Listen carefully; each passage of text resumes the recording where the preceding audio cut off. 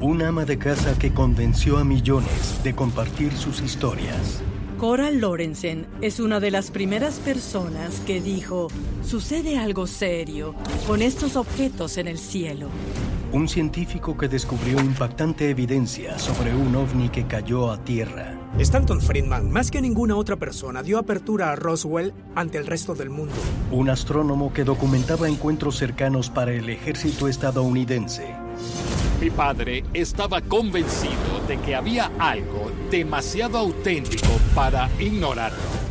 El teórico de los antiguos astronautas, George Tsoukalos, el escritor David Childress y el ex oficial del Ministerio de Defensa británico, Nick Pope, se reúnen para evaluar el trabajo revolucionario de investigadores, inquisidores y denunciantes pioneros que se atrevieron a desafiar el conocimiento establecido y cambiaron el mundo. De no haber sido por Jack Valley, no estaríamos conversando sobre esto. ¿Es posible que el último capítulo de su historia aún no haya sido escrito? ¿Quedará al fin al descubierto de una vez por todas que la Tierra es constantemente visitada por extraterrestres? Debemos preguntarnos a dónde apunta todo esto y si por fin descubriremos la verdad. Existe un portal en el universo, más allá del cual yace la promesa de la verdad. Nos exige cuestionarnos todo lo que nos han enseñado. La evidencia nos rodea. El futuro está justo frente a nuestros ojos. No estamos solos. Nunca lo hemos estado.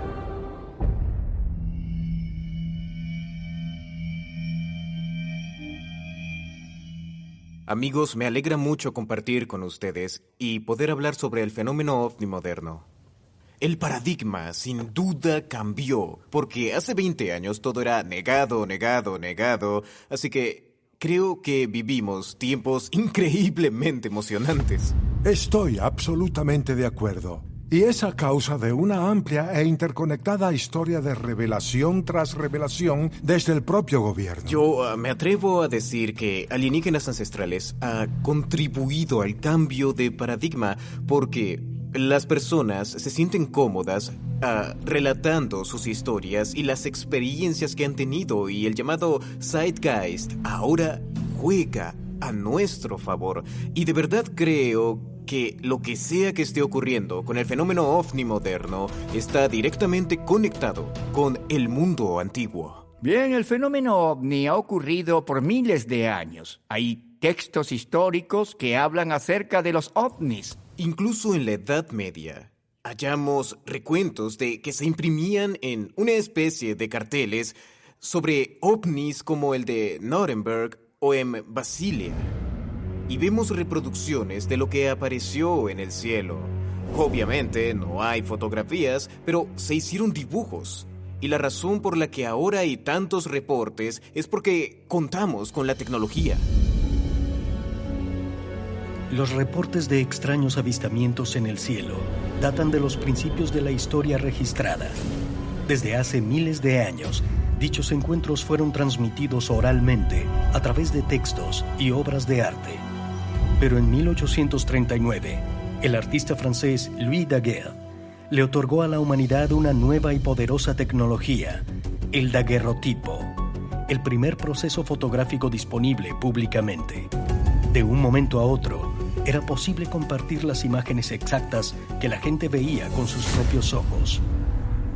Y tan solo 3 décadas más tarde, se obtuvo la primera supuesta fotografía de un ovni. La primera foto que existe de un ovni es de un enorme objeto cilíndrico sobre el monte Washington en New Hampshire, de 1870, en los inicios de la fotografía. Se ve una formación de nubes sobre el monte Washington y un objeto muy claro con forma de cigarro. Entonces, por supuesto que muchos reportes de ovnis describen objetos con forma de cigarro. ¿Es auténtica la fotografía? Sí que lo es. A medida que la tecnología evolucionaba, hacia finales del siglo XIX y principios del siglo XX, también lo hacía el entendimiento popular de muchas conjeturas históricas. En vez de relacionar todo extraño evento en el cielo con lo divino, unas pocas mentes curiosas propusieron una nueva y compleja explicación: que seres inteligentes provenientes de otros planetas, con tecnología muy por encima de la nuestra, visitaban nuestro mundo. Uno de los primeros en considerar esta posibilidad fue el escritor e investigador estadounidense Charles Fort. Ya antes se había escrito acerca de extrañas luces en el cielo, pero Fort fue quizás la primera persona de la actualidad que combinó esos relatos y los agregó a sus libros de manera sistemática. Fort notó cómo su obra ponía en evidencia todos los baches de esa ruta histórica que la ciencia de la época había desarrollado y demostró que había todo un universo de fenómenos extraños, inexplicables y persistentes. En 1919, Fort publicó su prominente colección de incidentes anómalos y bizarros avistamientos. La bautizó El Libro de los Condenados. A lo que se refería era que toda la información que incluyó dentro de su libro estaba condenada por toda la comunidad científica de su época. De eso se trataba, información que nadie consideraba.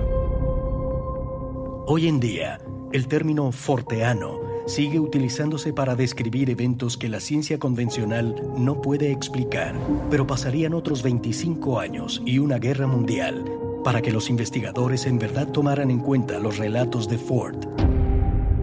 Mucho del fenómeno ovni moderno en realidad inició durante la Segunda Guerra Mundial. Hay sucesos y aspectos como la batalla de Los Ángeles, un asombroso evento en el que se dispararon más de 1.400 casquillos de artillería antiaérea apuntándole a algo que estaba flotando sobre Los Ángeles. Y hay una foto, una foto famosa que salió en primera plana del LA Times. Esa.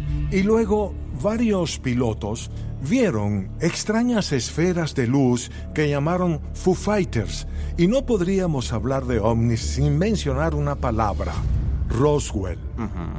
El ejército emitió un comunicado de prensa que decía: recuperamos un disco volador. Entonces, hay un número de eventos que se suceden uno tras otro, pero ¿quién los coteja? No debemos olvidar que para nosotros resulta más fácil ahora. Hay un amplio conjunto de datos sobre el cual trabajar. Y uno de los grandes pioneros en el tema, que hizo tanto por traerlo a la palestra, fue Coral Lorenzen. Para la década de 1950, miles de avistamientos eran reportados por todo el país. Pero mientras la mayoría descartaba los reportes como poco más que curiosidad, una mujer en Arizona los tomó con seriedad. Una ama de casa de 35 años, de nombre Coral Lorenzen. Cuando Coral Lorenzen tenía 9 años de edad, vio por primera vez un ovni en un parque infantil con 2 amigas. Declaró que el aparato le recordaba a un paracaídas, pero sin cordeles. Tras sus experiencias, lo que quería era darle base científica a esto y que no fuera cosa de rumores. Trabajando desde su propia casa, Coral y su esposo Jim fundaron la Organización de Investigación de Fenómenos Aéreos, o APRO, la primera investigación pública de ovnis del mundo. Usando poco más que su ingenio y un teléfono, Coral acumuló miles de reportes no publicados de testigos en todo el país. Para descartar aviones y clima inusual como las causas de los avistamientos, Coral sensatamente corroboraba los relatos contactando a campos aéreos locales y bases militares. Lo que logró hacer mostraría que había cosas en común entre los avistamientos de ovnis, que había cosas que los ovnis hacían y que los observadores veían de una cultura a otra de costa a costa en Estados Unidos. Eventualmente, la organización de Coral creció hasta contar con miles de miembros y recopilar reportes de todo el mundo. La organización al principio era pequeña, pero a medida que su reputación fue creciendo, fue capaz de cautivar a muchos científicos, así como a miembros de las fuerzas aéreas de otros países. Considerado uno de los mejores grupos civiles de investigación de su época, Coral Lorenzen supervisó la Organización de Investigación de Fenómenos Aéreos por más de 3 décadas, hasta su fallecimiento en 1988. Ella creó un grupo de miles de miembros y fue quien logró que funcionara con representantes de distintos estados del país y en otros países también. Si mal no recuerdo, APRO como grupo terminó en 1988, me parece, pero MUFON, la Mutual UFO Network, es una secuela de APRO. Ella se encargó de catalogar una amplia variedad de actividad ovni por todo el mundo. ¿Cuál fue la reacción en aquel entonces? Cuando ella llamaba a las bases aéreas, ¿le hablaban de buena manera o se negaban a informarle algo? Se topó con algunos muros y seguramente en el ejército se preguntaban ¿quién diablos es esta? Pero ella era implacable, era, una mujer. Allanó el camino, inició casi todo un objeto de estudio que es a lo que en este momento nos dedicamos. Nick, ¿puedes hablarnos de tu trabajo en el Ministerio de Defensa del Reino Unido?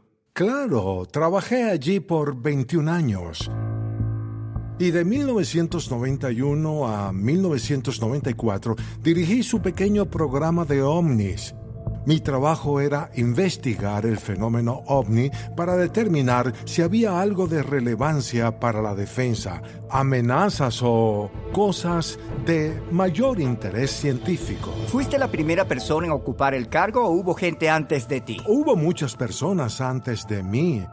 Habíamos estado evaluando todo esto de la manera más conveniente desde la Segunda Guerra Mundial. ¿Y cuáles fueron los desafíos que enfrentaste para poder determinar que era un avistamiento válido? ¿Cuál fue? Es decir, ¿había algún protocolo en la labor que hacías? Bueno, tuvimos muchos desafíos, pero los protocolos ya se habían establecido. Teníamos una metodología estándar formulada de modo muy similar a la desarrollada en Estados Unidos, en parte por el Dr. J. Allen Hynek. En 1948, el Dr. J. Allen Hynek trabajaba como profesor de física y astronomía en la Universidad Estatal de Ohio cuando recibió una inusual oferta de empleo. La Fuerza Aérea estadounidense le pidió investigar los avistamientos de ovnis. Aunque reacio, se unió a la operación especial que sería conocida como Proyecto Libro Azul. Al principio creo que mi padre pensó que le tomaría solo unos fines de semana desechar lo de unos supuestos platillos voladores que reportó la señora Rumores de un pueblito olvidado. A pesar de su escepticismo, el Dr. Hynek emprendió su tarea con mente abierta. Como parte de sus investigaciones, diseñó nuevas formas de estudiar fenómenos aéreos. En lugar de atenerse a leer informes, el Dr. Hynek investigó avistamientos personalmente y entrevistó a testigos por todo el país. Basándose en su trabajo, desarrolló un nuevo sistema para categorizar los avistamientos de ovnis. Se le ocurrió un sistema de clasificación de encuentros cercanos del primero, segundo y tercer tipo. Un encuentro cercano del primer tipo es ver un objeto a, digamos, unos 150 metros. Un encuentro cercano del segundo tipo es cuando existe una especie de rastro físico, algo como tierra irradiada. Un encuentro cercano del tercer tipo implica entrar en contacto directo con una especie de cero entidad. La minuciosa aplicación de este método científico por el Dr. Hynek en sus indagaciones le permitió desmentir muchos supuestos avistamientos al tratarse de aeronaves, meteoros e incluso estrellas. Pero curiosamente, de los más de 12,000 avistamientos de ovnis que la oficina del Dr. Hynek investigó, 701 permanecieron catalogados como no identificados. Lo que dejó a mi padre fascinado fue esta irreducible cifra de 5% de los casos que no podían explicarse. Había algo que era demasiado auténtico para ignorarlo. Por muchos años, Hynek de verdad se apegó a la versión de la Fuerza Aérea sobre los ovnis, pero finalmente en la segunda mitad de los años 60, en el 66 y el 67, Hynek dejó muy clara cuál era su posición pública. Lo que sucedía era un fenómeno muy serio. Eso dio pie a gravísimas tensiones porque la actitud de la Fuerza Aérea cada vez era más cerrada. Y mi padre, que ya estaba convencido de que el fenómeno era real, también quería que el mundo lo supiera. Pero en vez de expandir la investigación, en 1969, la Fuerza Aérea canceló abruptamente el proyecto Libro Azul. En los años subsiguientes, Hynek se mostró abiertamente partidario de la investigación de ovnis, publicando numerosos libros sobre el tema, hasta su muerte en 1986. Hynek cada vez se desilusionaba más con la política de la Fuerza Aérea frente al tema, cada vez más frustrado. A estas personas no les interesaba hacer esto público y admitir que había extraterrestres. Exacto, sí. Y estaba sujeto, como lo estuviste tú, a normas de confidencialidad, acreditaciones de seguridad que seguro tenía, así que había cosas de las que no debía hablar, ¿no te parece? Estoy seguro de que así es. Él era alguien que estaba adentro y tuvo que haber tenido una comprensión del fenómeno más profunda de la que casi todas las personas involucradas en la época. Y Jack Valley es otro fascinante personaje, colega, por supuesto, del Dr. J. Allen Hynek, y como él, por supuesto, otro gigante del tema. De no haber sido por Jack Valley y J. Allen Hynek, no estaríamos aquí sentados conversando sobre esto. Correcto. Jack Valley se enfocó en el folclore y fue uno de los primeros en notar, y sin duda, el primero en popularizar el paralelismo entre los relatos folclóricos y los relatos modernos sobre ovnis, en particular de abducciones. La mitad de mi familia es austríaca y allí hay muchos relatos folclóricos y cuentos de hadas en los que un pastor desaparece o un pastor se va a dormir y no despierta en una semana, aunque en su mente solo hayan pasado unas cuantas horas, por lo que me resulta maravilloso que Valley estudiara estas historias y las contextualizara como potenciales encuentros extraterrestres. Jack es probablemente el más grande y famoso científico y erudito en el estudio de ovnis. Escribió uno de los libros más influyentes que figura dentro del campo de estudio de los ovnis, llamado Pasaporte a Magonia, en el que propone la teoría de que el folclore, a través de las eras, se compagina perfectamente con los relatos contemporáneos de ovnis. En 1961, el doctor Jacques Vallée trabajaba como astrónomo para la Comisión Espacial Francesa cuando observó un misterioso objeto orbitando la Tierra. Este evento despertó su interés en el fenómeno ovni por el resto de su vida, el cual continuó investigando más de 6 décadas después. Vallée empezó a trabajar a mediados de los 60 codo a codo con Allen Hynek, haciendo lo que llamaríamos análisis estándar de ovnis en aquel momento, investigando avistamientos. Mientras trabajaba con Hynek, Vallée propuso una osada teoría que explicaba los avistamientos de ovnis y otras experiencias paranormales. Él argumentó que muchos ovnis parecían estar manipulando el continuo espacio-tiempo y sugirió que quizá no venían de otro planeta, sino de otra dimensión. El doctor Jacques Vallée estaba muy adelantado a su tiempo. Mientras todos se enfocaban en qué eran los ovnis y quiénes eran sus ocupantes, a Jacques Vallée le interesaban los fenómenos interdimensionales relacionados con los reportes de ovnis. Jack verdaderamente ayudó al gremio a aceptar la idea de soluciones realmente exóticas. Una vez que alguien se interna en el estudio del fenómeno ovni, es muy difícil hallar una solución como respuesta a todos los casos reportados. J. Allen Hynek y Jack Vallée fueron pioneros de este tema, y como una interesante nota de trivia del cine, la clásica película de ciencia ficción Encuentros cercanos del tercer tipo es un homenaje a J. Allen Hynek. Spielberg le otorgó un pequeño cameo en el largometraje, en esa maravillosa escena en la que la nave nodriza aterriza al final. Él es el sujeto con la pipa. Y de hecho, Jacques Vallée también es representado en la película. De cierto modo, no es él el experto francés en ovnis del filme, que luego utiliza música y tonos para comunicarse con los extraterrestres. Es correcto, y muchos no saben lo siguiente. Encuentros cercanos del tercer tipo está basada en la historia de uno de los grandes pioneros del tema. Otro gran pionero del tema fue Robert M. Neger, quien escribió el libro OVNIs, pasado, presente y futuro. Y hay una fascinante historia sobre él. Básicamente, le prometieron que recibiría videos de archivo del aterrizaje de un ovni en una base de la Fuerza Aérea. ¿En serio? En 1972, el cineasta Robert M. Neger fue contratado por el jefe de gabinete de Richard Nixon, H.R. Haldeman, para producir un documental. El comité de reelección del presidente quería hacer un documental científico que apoyara a Nixon. Un documental acerca de cierto proyecto secreto que el gobierno llevaba a cabo y pretendía desclasificar.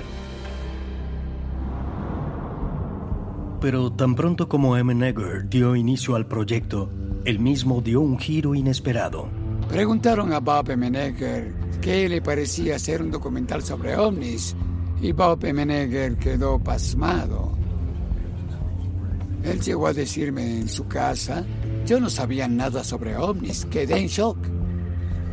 Me dijeron que si hacíamos el documental, nos darían 180 metros de película de 16 milímetros con una grabación del aterrizaje de un ovni en la base Holloman de la Fuerza Aérea. Así que M. Neger cerró el trato. M. Neger se dispuso a producir un documental que mostraría al público videos auténticos de un ovni.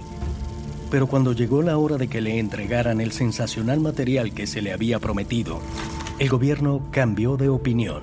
Su contacto en la Casa Blanca le dijo: Bob, odio decirte esto, pero la película fue reclasificada. M. Neger quedó devastado. Dijo: ¿por qué? Después de todo lo que hemos hecho, estando todo listo, ¿por qué lo hicieron?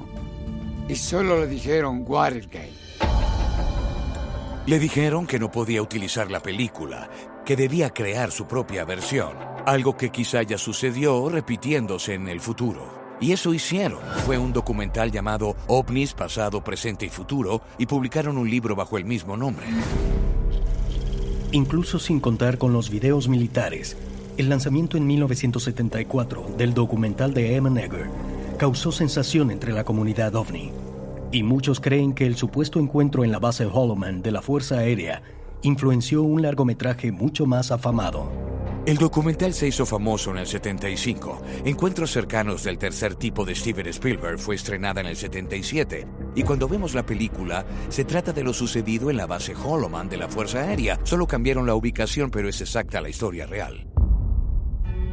El 14 de diciembre de 1977, Encuentros cercanos del tercer tipo llegó a las salas de cine de todo Estados Unidos, recaudando más de $10 millones en su primera semana. Pero, ¿es posible que se haya basado en un evento real? Es una fascinante historia de un ovni aterrizando en una base aérea. Y claro, el ejército no puede quizá hacer público lo sucedido porque tal revelación implicaría admitir que han mentido al respecto por décadas sobre este caso. Pero también creo que ya podemos manejar la verdad, ya que hace algún tiempo muchos decían: ¿y cómo lidiaremos con los escépticos? Pues uno de los pioneros que lamentablemente ya no nos acompaña, ya que murió hace algunos años, es el doctor Stanton Friedman, el físico nuclear. Stanton Friedman fue un verdadero titán sobre este tema. Y a lo largo de su larga carrera es una lástima no tener las cifras, cientos y creo que miles de presentaciones individuales en escuelas, universidades y en toda clase de lugares. Y fue como lo máximo en este tema, un cruzado, un evangelista sobre el tema. Y no, yo no podría hablar de Stanton sin hacer mención, claro está, de Roswell. A medida que crecía el interés por el fenómeno OVNI, algunos de los mejores científicos de la nación iniciaron sus propias investigaciones, incluido el doctor y físico nuclear Stanton Friedman. Una de las contribuciones más significativas del doctor Friedman al estudio de los ovnis fue su labor tras un incidente en Roswell, Nuevo México, en 1947, en el que supuestamente un platillo volador cayó a tierra algo que fue rápidamente encubierto por el ejército estadounidense. Stanton Friedman fue el hombre que entrevistó a Jesse Marcel padre, el más importante de los testigos de Roswell. El mayor Jesse Marcel era el oficial en jefe de inteligencia de la base aérea del ejército en Roswell. Él y el general de brigada Roger Ramey, jefe de la octava de la Fuerza Aérea, fueron los oficiales encargados de trasladar los restos recuperados del objeto de Roswell a Fort Worth, Texas, para presentarlos ante los medios. En su entrevista con Stanton Friedman, el mayor Marcel hizo una inquietante confesión. Aseguró que el general Ramey reemplazó los verdaderos restos de Roswell. El mayor Marcel explicó cómo habían intercambiado los restos de Roswell con un material de radar de un globo radar y que debió jurar que eso fue lo que vio. A lo que me refiero es que Stanton desenterró mucha de esa información y fue el primero en hacerla pública. Stanton alegaba que el ejército era parte de un amplio encubrimiento acerca de la existencia de vida extraterrestre. Un escándalo tan grande que él lo llamó el Watergate cósmico. Si alguien abre un libro sobre ovnis escrito en los 50, se va al índice buscando Roswell. No lo encontrará y no está allí. El redescubrimiento de Roswell se le acredita a Stanton Friedman. Interesante. Saben, hemos trabajado todos estos años con una de las primeras mentes en la investigación a los ovnis, una pionera entre nosotros, una especialista en la mutilación del ganado, una experta en ovnis, en Roswell, nuestra querida Linda Moulton Howe. Por más de 4 décadas, la periodista de investigación Linda Moulton Howe ha indagado sobre la presencia potencial de extraterrestres en la Tierra. Ha recibido numerosos galardones a la excelencia periodística, incluyendo un Emmy por su documental de 1980 sobre la mutilación de ganado, cuyo título traduce Una extraña cosecha. Hoy en día, trabaja como reportera y editora de la página web earthfiles.com, que contiene un registro de casi 3,000 minuciosos reportes sobre ovnis. Y de hecho está esperando para hablar con nosotros a través de una videollamada. Hola, Linda, qué bueno verte. Hola, chicos. Gusto en verlos. Muy bien, cuéntanos, por favor, ¿cómo iniciaste en todo esto? Soy productora profesional de televisión y periodista de investigación. En septiembre de 1979 era la directora de un proyecto especial en la estación de CBS en Denver, Colorado. Y ese mismo verano hubo titulares en el Denver Post y en el Rocky Mountain News acerca de mutilaciones de animales sin rastro ni sangre en Colorado y en estados vecinos.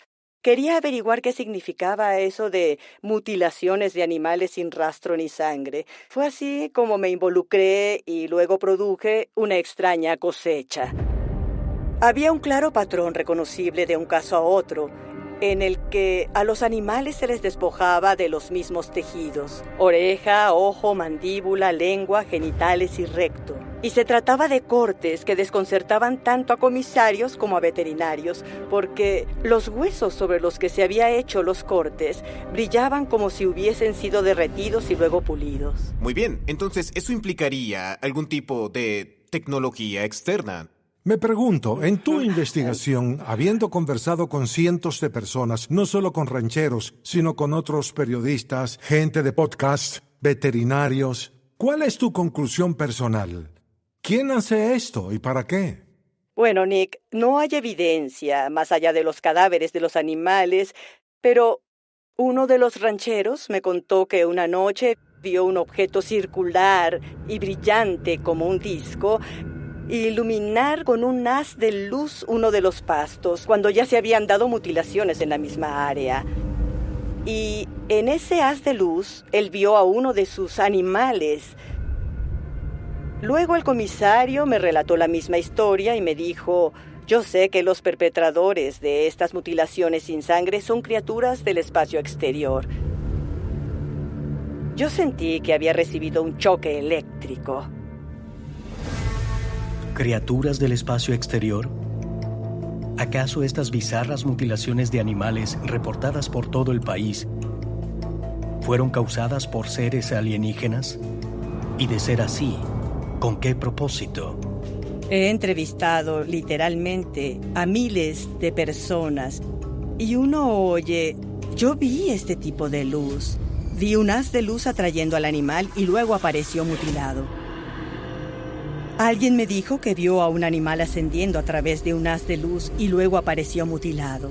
Lo que la gente describía en el siglo XX era lo mismo que se describía en el siglo III o en el año 500 a.C., o aún más atrás en el tiempo. Y no solo en Estados Unidos, sino en Canadá, en México, en Centroamérica, Sudamérica, en Australia, Nueva Zelanda, en toda Europa occidental y también en Europa del Este. Según el FBI, desde los años 70 han sido reportadas miles de mutilaciones de ganado en Estados Unidos. Las investigaciones sin precedente de Linda obligaron a quienes estudiaban el fenómeno OVNI a considerar una escalofriante posibilidad: que hay seres extraterrestres que no solo están aquí para observarnos, sino que quizá tengan un plan para nuestro planeta. Creo que es importante que se sepa que hay personas reales que han sentido miedo de contar sus historias y describir lo que están seguros de haber visto con sus ojos porque no tienen evidencia en video y no desean ser criticados. Bien, Linda, ha sido una invaluable conversación y tenemos la suerte de contarte entre nuestras filas, así que muchísimas gracias por tu tiempo. Gracias, Giorgio. Bien, fue increíble. Muy interesante. Ella fue la primera reportera de campo de investigación llamando a personas, yendo a los lugares, entrevistando gente. Sí, y gracias a su labor vemos cómo estos ovnis tienen efectos tangibles, físicos y reales, lo que significa que no es imaginario, es real. Por cierto, el gobierno de los Estados Unidos fue uno de los últimos gobiernos en admitir que existe un fenómeno ovni, pero ahora ya todos sabemos que el gobierno estadounidense ha estado estudiándolos desde los años 40. Así es, y hay registros, archivos y documentos que están siendo desclasificados y publicados en cifras récord. En el Reino Unido, por ejemplo, se han desclasificado alrededor de 60,000 páginas de documentos sobre ovnis, algunos de los cuales eran altamente secretos, así que globalmente sucede algo. Y ahora, digamos, casi todo aquel que ha tenido una experiencia se siente animado a salir a la luz y relatar la historia. Esto me recuerda a una persona influyente, también un pionero, Bob Lazar. Correcto. Fue alguien que se atrevió a hablar en 1989. Bob Lazar es alguien que se hizo famoso en 1989 como resultado de una muy específica aseveración que él hizo. Y lo que dijo fue que él trabajaba en un lugar un poco más al sur del Área 51 que llamó S4. Fue entrevistado por el periodista de Las Vegas, George Knapp, en una serie de muy detalladas entrevistas. Lo pusimos al aire, ensombrecimos su rostro y nos relató esta increíble historia. ¿Exactamente qué está ocurriendo allí? Bien, hay varios. De hecho, 9 platillos voladores, discos voladores en las instalaciones de origen extraterrestre. Dijo que era un secreto que debía ser contado al mundo, que su vida corría peligro, pero que había perdido el miedo y quería hablar. Sentí cómo se me abría la boca. ¿Está hablando en serio?, pensé. Salimos de allí pensando, vaya, esto es real, es una historia muy importante. Así que decidimos tomarlo con calma y hacer todo bien. Durante los 8 meses siguientes, Knapp realizó una minuciosa investigación de las sensacionales aseveraciones de Lazar. Según el propio Lazar, antes de trabajar en S4, era un físico del Laboratorio Nacional de Los Álamos, la institución que desarrolló la bomba atómica. La duda central para mí era si había sido empleado en Los Álamos. Porque de ser así, al menos era plausible que al trabajar allí, en un puesto técnico o científico, había sido contratado en un lugar como S4. Así que a eso dirigimos nuestra atención. Empecé a llamar a Los Álamos y al principio no tenemos registro de alguien llamado Bob Lazar. Conseguí una guía telefónica del laboratorio de Los Álamos y ahí estaba su nombre. Volví a llamar y dije, oigan, está en la guía telefónica. Finalmente creo que algo hartos de mí me dijeron, de acuerdo, él sí trabajó aquí. Y así, Bob Lazar pasó a ser creíble. su historial académico, su entrenamiento científico, dónde había trabajado. Por más de 2 décadas, los críticos de Bob Lazar aseguraron que no había evidencia de base militar secreta alguna en el desierto de Nevada. Pero entonces, en 2013, una solicitud apoyada por la Ley por la Libertad de la Información obligó a la CIA a reconocer al fin que el Área 51 era real. La historia del Área 51 hizo explosión alrededor del mundo. La razón por la que sabemos del Área 51 es porque Bob Lazar y George Knapp aparecieron en las noticias en el 89 y lograron que el nombre se hiciera famoso. Todo fue gracias a Bob Lazar. Para muchos investigadores, el reconocimiento desde el gobierno del Área 51 convirtió a Lazar en más que un pionero de los ovnis. El haber estado dentro lo volvió un denunciante. Mi nombre es Bob Lazar. Se me conoce por trabajar en una base clasificada, conocida como S4 en el desierto de Nevada, cerca del Área 51, donde hice ingeniería inversa de naves alienígenas. Pero, ¿serían ciertas las increíbles afirmaciones de Bob Lazar? El ex piloto y capitán de la Fuerza Aérea, David Fruehauf, trabajó en el Área 51 desde 1979 hasta 1985. Y aunque nunca fue testigo de ninguna tecnología alienígena, asegura que el relato de Bob Lazar sobre las instalaciones es completamente cierto. Mientras estuve allí, sabíamos sobre S4, pero no sabíamos qué era. Y conozco personas que habían trabajado bajo mi mando, que luego de que yo me fuera vieron a Bob Lazar allí, cosa que recién me relataron. Las declaraciones de Bob Lazar y todas las cosas que ha dicho han tomado tal forma que yo no dudo de su credibilidad. No demuestra cada aspecto de la historia de Bob Lazar, pero él fue el primero en decir, existe un Área 51, y luego el gobierno dijo, bueno, sí existe. Eso hace que uno sospeche. Exacto. Si lo de Roswell fue real, tuvieron que llevar los restos a alguna parte, y la reacción es lógica. Cualquiera querría saber, ¿podemos construir algo así? ¿Podemos desarrollar esta tecnología? Si hemos de hacerlo, ¿qué mejor lugar que el Área 51? Y el Área 51 hoy en día es parte de la cultura popular. Todo el mundo sabe del Área 51. Correcto. Creo que todo aquel que se interesa genuinamente por el fenómeno ovni termina creyendo, al menos en parte. Y no hay manera de negar que nos encontramos en una posición mucho más fuerte, ahora en términos de evidencia, más que nunca antes. Y de hecho, cuando todo sea aceptado, tendremos que, en esencia, replantearnos nuestro lugar en el cosmos. Así es. Muy cierto. Caballeros, esta ha sido una fascinante conversación. Y con todo lo que tenemos hasta ahora, mutilación de ganado, avistamiento de ovnis y además historias de la antigüedad que en realidad nos hablan de lo mismo, debemos preguntarnos ¿a dónde apunta todo esto y si por fin descubriremos la verdad? Hay una asombrosa consistencia en todos los reportes y cuando sumas todos los que existen, no se trata de algo que pueda desecharse. Algo está sucediendo. Así es, y cada vez nos acercamos más al final. ¡Oh, Dios mío! Ya sabemos de pilotos militares y operadores de radar que dejaron registro de lo que vieron. Oficiales del gobierno que han participado en estos tipos de programas. Ya contamos con documentos desclasificados. Pareciera ser el principio de la apertura, de algún modo. Basándonos en evidencia proveniente de diversas fuentes, ¿podría dicha apertura, en realidad, ya estar en marcha? En diciembre de 2020, el exdirector de la CIA, John Brennan, hizo una sorprendente declaración acerca de los ovnis en el podcast Conversations with Tyler. Creo que algunos de los fenómenos que vemos siguen siendo inexplicables y en realidad podrían venir de una forma de vida diferente. Estamos viviendo un punto de quiebre inaudito en este instante en los estudios sobre ovnis.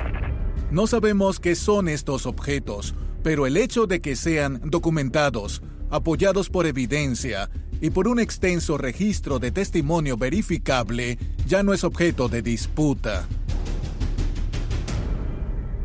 Han pasado más de 70 años desde que los primeros pioneros empezaron a recopilar información, a compartirla, y hemos andado un largo trecho. No podemos olvidar que todas esas personas, gente como Jack Vallée, el Dr. J. Allen Hynek, Coral Lorenzen, Linda Moulton Howe, sin ellos es probable que no estuviésemos en la afortunada posición en la que hoy nos encontramos. Todas estas personas tomaron un rumbo que en su momento nadie conocía y, de cierto modo, ahora nos levantamos sobre los hombros de gigantes. Porque a través del trabajo de estos pioneros y de programas como Alienígenas Ancestrales, ahora casi todo el mundo ha tenido una experiencia y se siente preparado para contar su historia, porque ahora tiene mayor aceptación y ese llamado Zeitgeist ahora juega a nuestro favor. Coincido contigo, Giorgio. Ha sido una grandiosa conversación, amigos. Es un fascinante tema, claro. Sí, muchas gracias por la información, Nick. Y todo lo que trajimos a la mesa hoy ilustra esta apertura que ha estado sucediendo desde hace un tiempo. Y no puedo esperar a ver lo que nos depara el futuro. Y gracias por venir. Gracias. Gracias, Nick.